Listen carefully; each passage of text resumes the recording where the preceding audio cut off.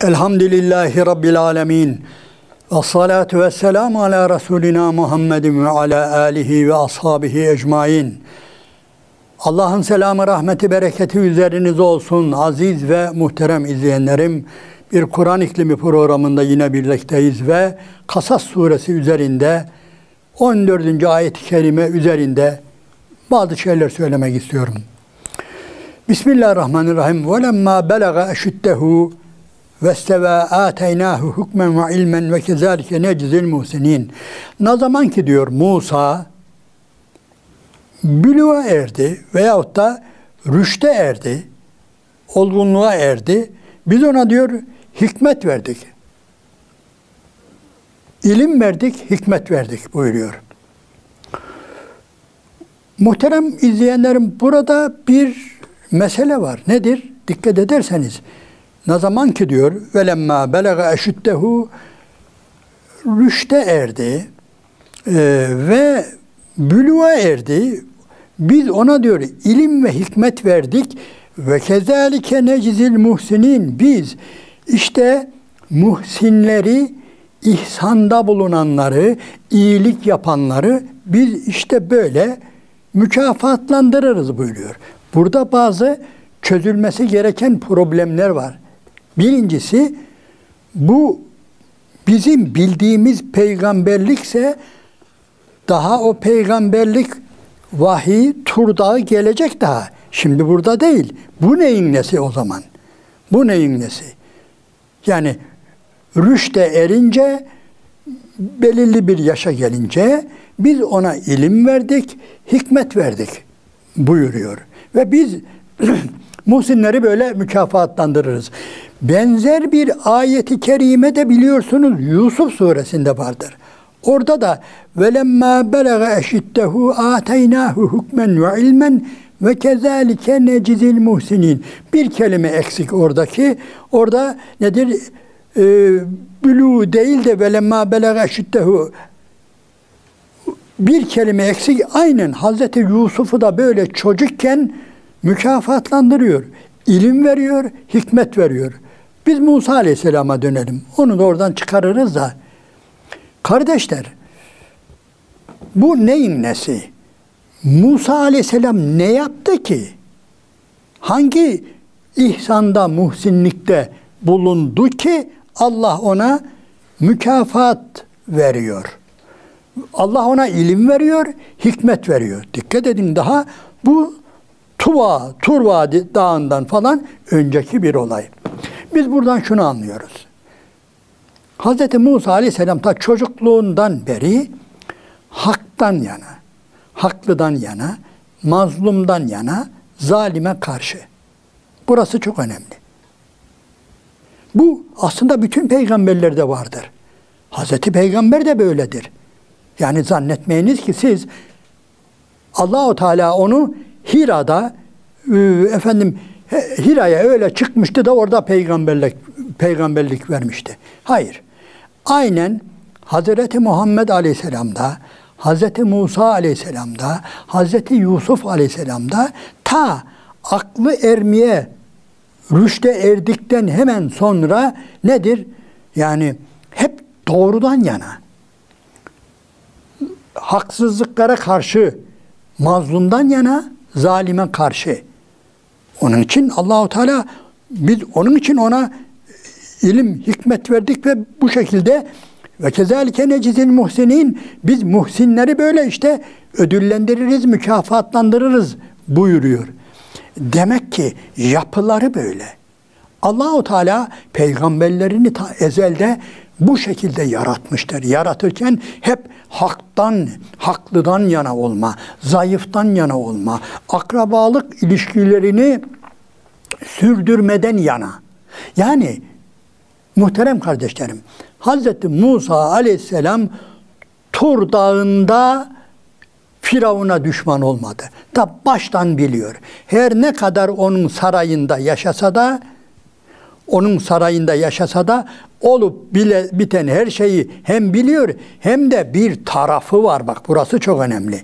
Ya ben bunu burada yiyorum, içiyorum işte rahatça falan. Yani biraz da bununla beraber olayım falan yok. Ta baştan beri aslında Firavun'a karşı. Allah-u Teala onun için yani mükafatlandırdık buyuruyor. Yani bu konu geniş bir konudur. Yani birçok yere daha genişletebiliriz. Nasıl genişletebiliriz? Daha önceki sohbetimizde de söylediğimiz gibi yani peygamberlik yani ezelden yani Allahu alemu haysu yec'alü risalete, Allah risaletini, peygamberliğini nereye, kime vereceğini çok iyi bilir. Yani çok iyi bilir. Ta ezelden bunu bu şekilde, hatta innallâhe estafâ Adem'e ve Nuhan ve âle İbrahim'e ve âle İmran'e alel âlemin ayeti kerimesinde, Ali İmran suresinde buyururken yani ezelden seçmiş, hatta seçkin yaratmış. Yaratırken o şekilde seçkin yaratmış. Yani tabir caizse dörtlük demeyelim, 4x4 yaratmıştır. Hani bugün benzetmek olmasın, bir takım araçların üzerinde 4x4 yazar ya, hani yüksek araçlar. Bu nedir? Bu her türlü arazide yani gider yani. Dağ, taş demez yani. Her yerden gider. Motoru da öyledir, yapısı da öyledir dediği gibi Allahu Teala rasullerini başta yaratırken hep böyle yaratmıştır. Yani özellikle zorluklara karşı çıkacak şekilde, güçlüklere dayanacak şekilde yaratmıştır. Yani Firavunların, Nemrutların, Ebu Cehillerin karşısında pes etmeyecek şekilde baştan öyle yaratmıştır. Ve ona göre de risaleti onların omuzlarına koymuştur. Burada da bunu görüyoruz. Musa Aleyhisselam'a Allah-u Teala ta ezelden böyle bir gençliğinde gücünü, kuvvetini, her şeyini veriyor ve daha da önemlisi sadece böyle fiziki gücü, kuvveti, iradesi, psikolojisi falan değil. Yani doğruyu eğriden ayıracak, yanlışı doğrudan, hakkı batıldan ayıracak. Özellikle yani tabii yani kime merhamet edilecek, kime karşı dikilinecek, bunları bilen bir Musa var ortada. Henüz daha peygamber olmasa bile onun için biz diyor, öyle diyor, onu mükafatlandırdık diyor. Biz böyle mükafatlandırırız diyor ve devam ediyor ondan sonra. Dikkat edin ve 2 nokta üst üste mesela der gibi aynen böyle bir de örnek veriyor. Musa böyleydi. İsterseniz bakın. Ve dehalel medinete ala hini gafletin min ehliha. Şehre girdi diyor. Bir gün şehire girdi diyor ve şehirde diyor, şehir tenhaydı diyor. Yani öyle kalabalık değildi, kimsecikler yoktu. Orada fevecede fiha raculeyni yaktatilan. Birbirleriyle kavga eden 2 adam gördü diyor. Şehir tenhaydı ve birbirleriyle kavga eden 2 adam buldu. Fevecede fiha raculeyni yaktatilan. Hâzâ min şiatihi ve hâzâ min aduvve.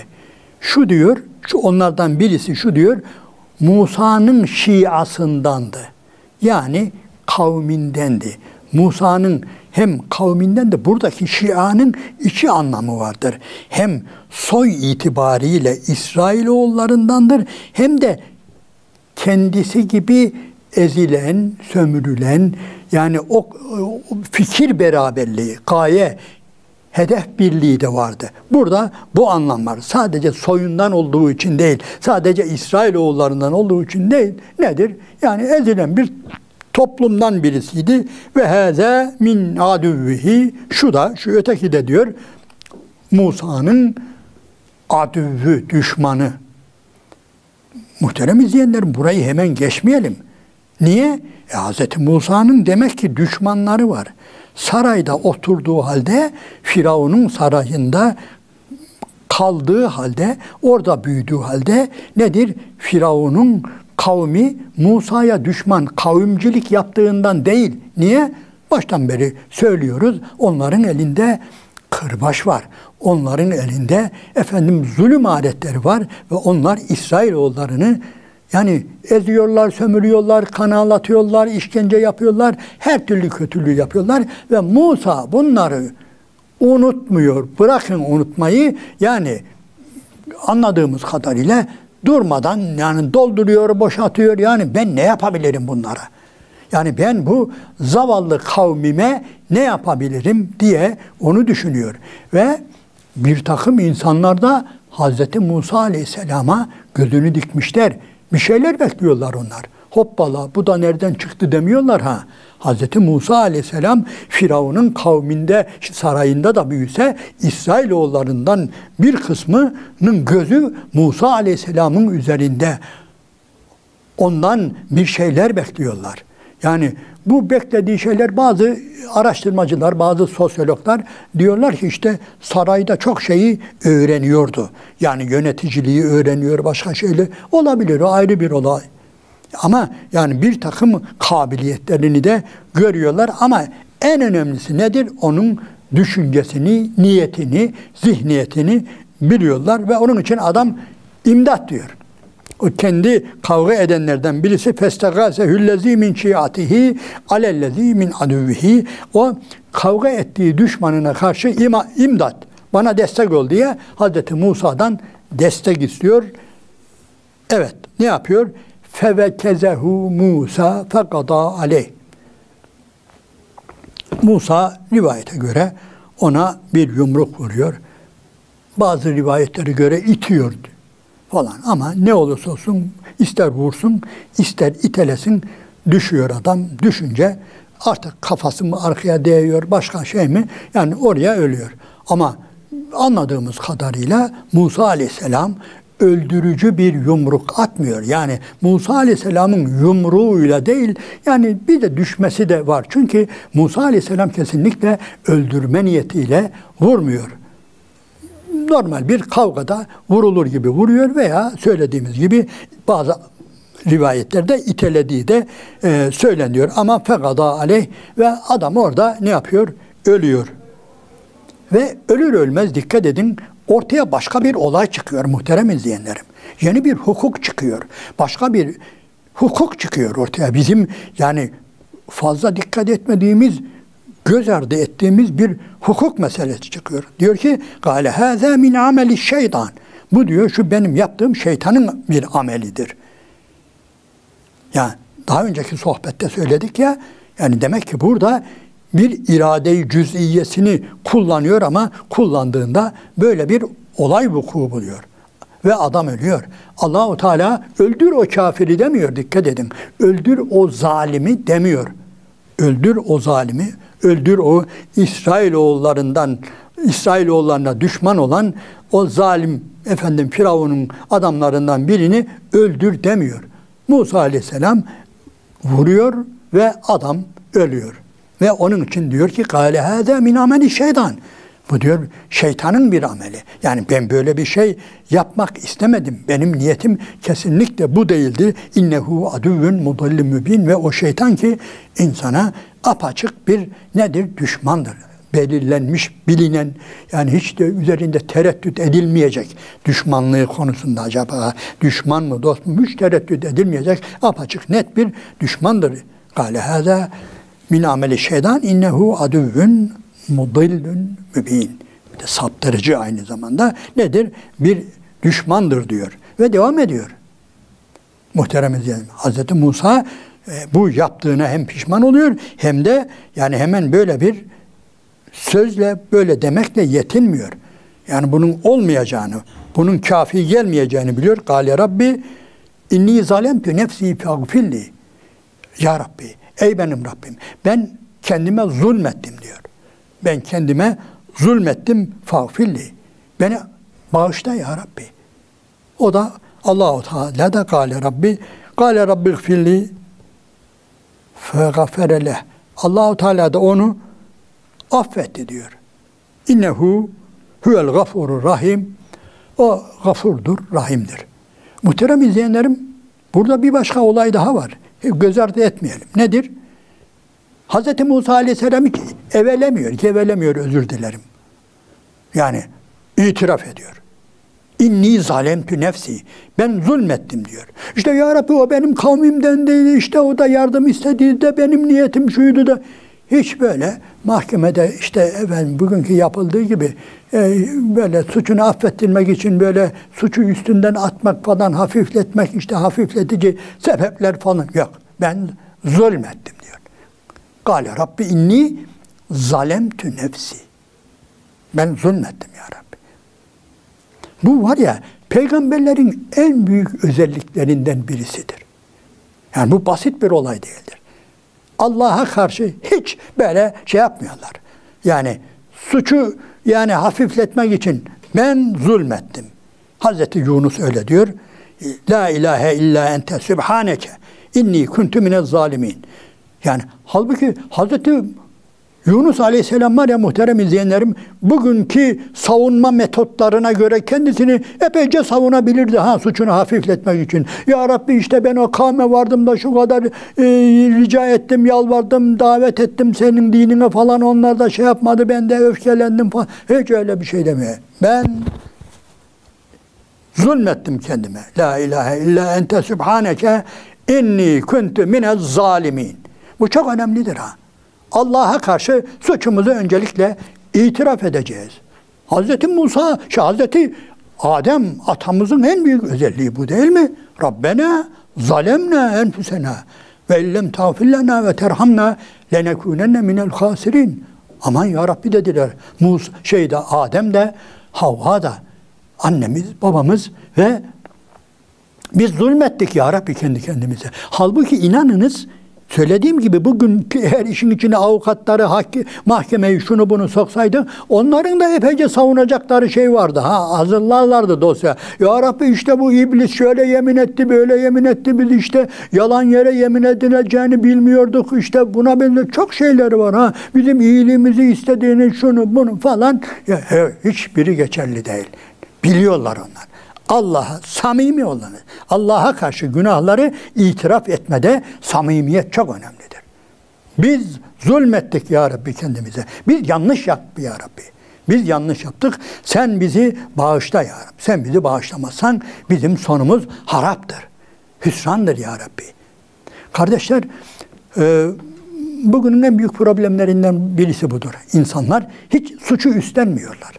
Hiç suçu üstlenmiyorlar. Halbuki yani savunulacak bir sürü yer olduğu halde hiçbir peygamber suçu üzerinden varsa eğer zellesi varsa böyle ne yapmamıştır? Atmamıştır.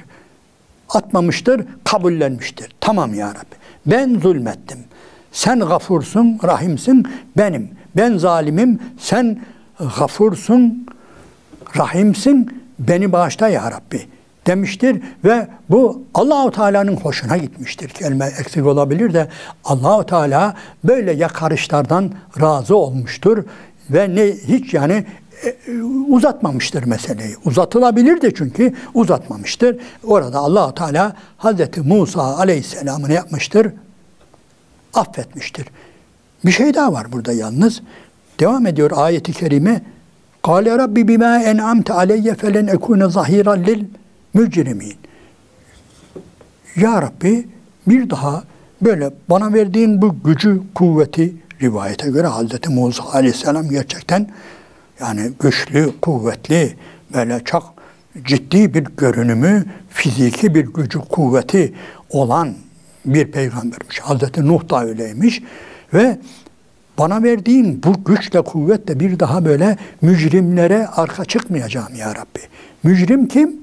Mücrim de o kendinden şey isteyen daha sonra gelecek.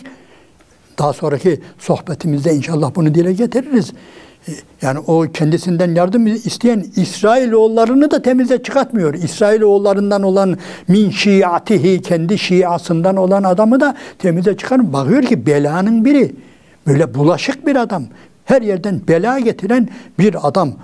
Yani onu da kabul ediyor. Ve ya Rabbi ben bir daha bana verdiğin bu güçle, kuvvetle ben böylelerine bir daha destek olmayacağım ya Rabbi diye bunun da sözünü veriyor. Bu da ayrı bir konu Bu konuda sadece bu ayet üzerinde de epeyce konuşulabilir, ders yapılabilir ama inşallah anlıyorsunuz, gerek görmüyoruz yani. Bu tür insanlar olur. Yani hem bizim tarafımızdan olur hem de bela getirici olur Yani veya bizim yüzümüzü ağartmasa bazı şeylerimiz vardır ki destek olduğumuz insanlar vardır ki inan bazen bizi yere baktırır Yere baktırır. Kafamızı kaldırtmaz. Yani iyilik yaptığımızda pişman oluruz. Bazı insanlar vardır. Bunu da kabul edeceğiz. Bunu da o bizim sülaledendir, o bizim soydandır, o bizim arkadaştan şudur budur diye yani böylelerini savunmaya da kalkmayacağız. Evet. Adalet budur, peygamberlik budur, her şey budur.